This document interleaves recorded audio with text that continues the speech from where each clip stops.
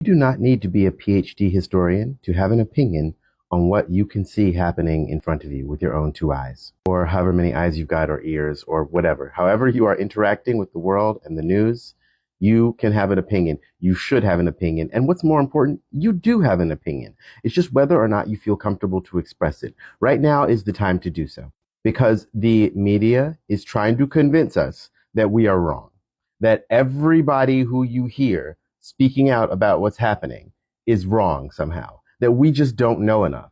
And that's a lie. There are people who will tell you if you don't have anyone who lives in the region, your opinion doesn't matter. No, that's not true. I don't know when it became fashionable for a person to have to know someone directly affected by something horrendous in order to care, right? Why is this tribalism so normalized? I'll make a separate video about more of what I'm thinking about this, but for now, just stay loud and get louder, because nothing has stopped. In fact, they're still doing it. It's still going to ramp up. As I said in a post on Blue Sky, this is not going to stop. The marches by themselves are not going to stop it.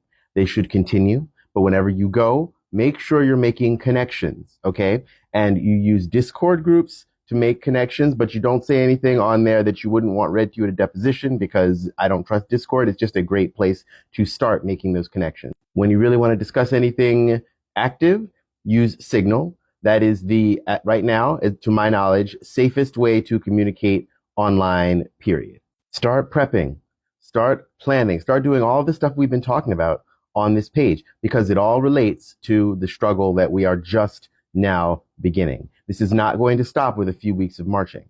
We do not want to end up back where we were in 2020, where we did all this stuff, but we didn't actually put in an infrastructure of resistance, and we ended up worse off with now a cop city getting built. By the way, they're building a cop city here, so they don't have to spend as much sending cops you know where to get trained.